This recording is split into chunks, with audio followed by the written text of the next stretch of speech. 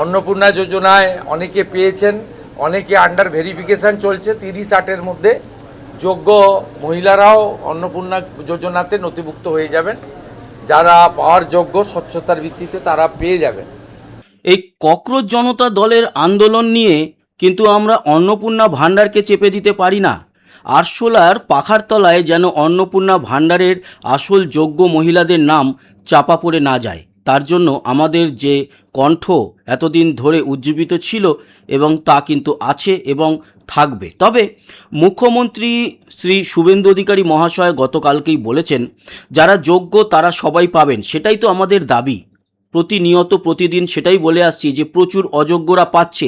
তার থেকেও বড় কথা হচ্ছে প্রচুর যোগ্যরা পাচ্ছে না। এবার আস্তে আস্তে ভেরিফাই হওয়া শুরু হয়ে গেছে, কয়েকজন ভেরিফাইড, এবং তারা এই আগস্ট মাস থেকে পাবেন।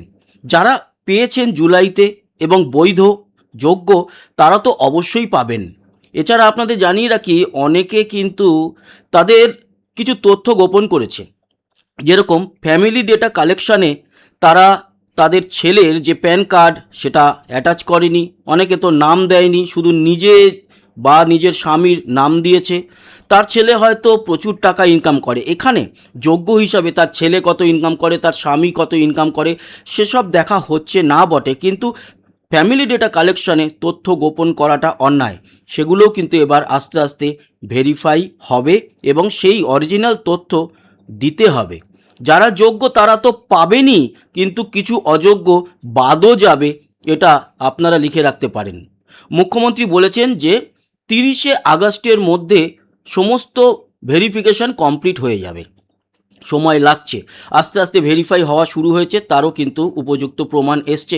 তবে আবারও বলছি, যারা যোগ্য তাদেরকে যদি কোনো রকম সন্দেহ হয় বাড়িতে লোক পাঠান, ভেরিফাই করুন বাড়িতে গিয়ে, তবেই কিন্তু আরও স্বচ্ছ হবে এই অন্নপূর্ণা যোজনা। আমরা চাই প্রতিজন মহিলা যারা যোগ্য, যারা কোনো চাকরি করেন না, সরকারি চাকরি করেন না, ইনকাম ট্যাক্স দেন না, তার হাজবেন্ড কি করে না করে জানার দরকার নেই। হ্যাঁ, অবশ্যই তাদের যদি ফ্যামিলি বিজনেস থাকে, সেই বিজনেস যদি তার হাজবেন্ড দেখাশোনা করে, তার ছেলে বা পরিবারের লোকজন চালায় এবং তারা জিএসটি দেন, তাহলে তো তাদের প্রয়োজন নেই। দোতলা তিনতলা বিরাট বাড়ি, মার্বেলের বাড়িতে দামি গাড়ি, তার ওয়াইফ চাকরি করেন না, তার কোনো প্রয়োজন নেই। তার বাড়িতে জিএসটি দেওয়া হয় বাড়ির ব্যবসার জন্য। ফলে সেরকম যেই মহিলারা পেয়েছেন তাদেরকে অযোগ্য ডিক্লেয়ার করা হোক এবং সেই মহিলার বা সেই মহিলারা নিজেদেরকে নিজেরাই অ্যানাউন্স করুক যে আমাদের দরকার নেই। অন্নপূর্ণা তাদের দিন, লোকের বাড়ি কাজ করে, কোনো চাকরি বাকরি করে না, যেই মহিলারা সত্যিই যাদের দরকার, তাদের অর্থনৈতিক সচ্ছলতা আনাটা সরকারের কর্তব্য। সরকার বলেই তো এসেছিল এই বিজেপি যে জিতে এলে 3000 টাকা করে দেওয়া হবে। এখনও কিন্তু বলে রাখি, প্রচুর প্রচুর মহিলা পাচ্ছেন না। কেন? এটার কোনো সদুত্তর আমাদের কাছে নেই। আমাদের যেটা জানানো হচ্ছে যে ভেরিফিকেশান চলছে, ভেরিফাইড হবে আস্তে আস্তে। তার মানে যেটা দাঁড়াচ্ছে 30শে আগস্টের মধ্যে সম্পূর্ণ ভেরিফাইড হয়ে যাবে এবং সেপ্টেম্বর থেকে বেশ কিছু অযোগ্য বাদ যাবে। আর যেই যোগ্যরা পাচ্ছেন এবং এই আগস্টে পাবেন, আর বাকি যারা এখনও পর্যন্ত ভেরিফাই হননি তারা যদি যোগ্য হন, ভেরিফাইড হয়ে গিয়ে সেপ্টেম্বর থেকে কিন্তু চালু হয়ে যাবে অন্নপূর্ণা যোজনার সমস্ত যোগ্যদের অ্যাকাউন্টে টাকা যাওয়ার পালা। এটা আমরা দেখতে চাই, কারণ এটা যতক্ষণ না একেবারে সম্পূর্ণ হচ্ছে, প্রতি একজন যোগ্য মহিলাও যতক্ষণ না এই 3000 টাকা করে তাদের অ্যাকাউন্টে পাচ্ছেন, ততক্ষণ পর্যন্ত কিন্তু আমরা এই বিষয়টা নিয়ে বলতে থাকব এবং সরকারের এই বিষয় নিয়ে ভাবতে হবে। তারপরে অবশ্য এটাও আমরা বলি, বেশি দিন বা খুব বেশি বছর এই অ্যামাউন্টটা কিন্তু দিনের পর দিন প্রায় 64,000 কোটি টাকা দাঁড়াচ্ছে, সেটা দেওয়া যাবে না, এটা সম্ভব নয়। ফলে তার থেকেও বেছে বেছে সরকারের উচিত যেই মহিলারা নিজেদের পায়ে দাঁড়াতে পারে তাদেরকে ক্লাউড কিচেন হোক, আরও অন্যান্য কোনো সংস্থানের মাধ্যমে তাদেরকে স্বাবলম্বী করা। তারা যদি স্বাবলম্বী হন, নিজেরা যদি ইনকাম করতে পারেন, তাহলে কিন্তু আর অন্নপূর্ণা ভাণ্ডার বা যোজনা 3,000 টাকা করে দেওয়ার কোনো প্রয়োজন হবে না। সচ্ছল হবে আমাদের পশ্চিমবঙ্গ, সচ্ছল হবে সেই মহিলাদের পরিবারও। ফলে সরকারকে সবার আগে এই বিষয়টা ভাবতে হবে যে আপাতত আমরা অন্নপূর্ণা ভাণ্ডার দিলেও কয়েক বছরের মধ্যে আমাদের কিন্তু একেবারে তাদের স্বাবলম্বী করাটাই লক্ষ্যমাত্রা রাখতে হবে। কোনো মহিলা এতে দ্বিমত করবেন না, আপনারা লিখে রাখুন। অনেকে বলছেন, অনেকে খারাপ কথাও বলছেন মহিলাদের নামে, বলছেন যে হাত আছে পা আছে, খেটে খাওয়ার থেকে ভিক্ষা কেন নেবে?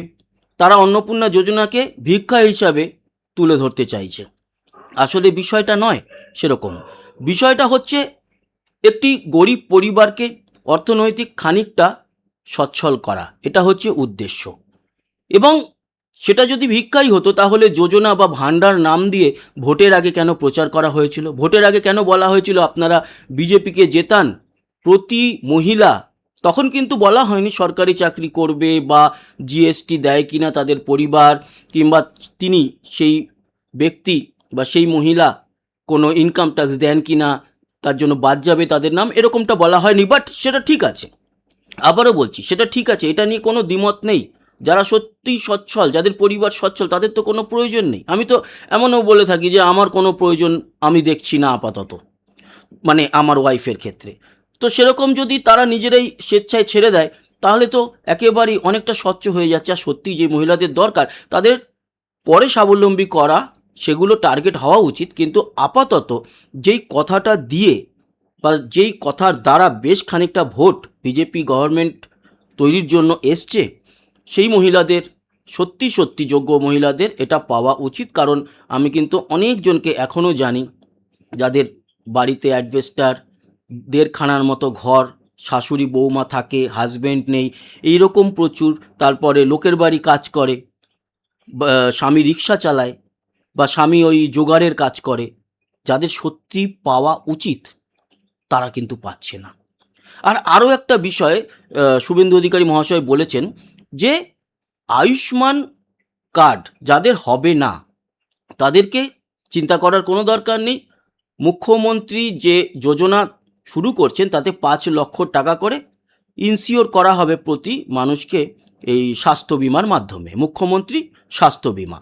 তো সেটা চালু হলে যতটা তাড়াতাড়ি সম্ভব সমস্ত মানুষকে তার আওতায় নিয়ে আসা, সেটা খুব ভালো হবে।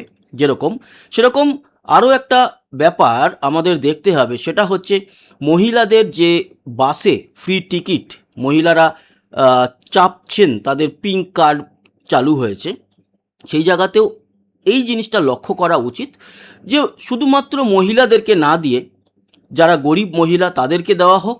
সচ্ছল মহিলাদের তো বিনা পয়সায় বাসে চড়ানো কি দরকার আছে সরকারের? তার জায়গায় যদি একেবারে গরিব কোনো পুরুষ হোক, সে যদি অর্থনৈতিক অসচ্ছল থাকে, তাকে ফ্রিতে বাস সার্ভিস দেওয়া হোক। এইরকমটাও কিন্তু একটা কার্ড চালু করা হোক ছেলেদের ক্ষেত্রেও, যারা দূর দূরান্তে বা বেশ কিছুটা বাস জার্নি করে কাজ করতে যায়, হয়তো 200-500 টাকা রোজগার করে, তার কাছে সেই 25-30 টাকা বাস ভাড়া বা যেই টাকাটা এখন বাস ভাড়া যাচ্ছে সেই টাকাটা যদি বেঁচে যায়, তার কিন্তু টিফিনটা হয়ে যাবে সেই পয়সায়।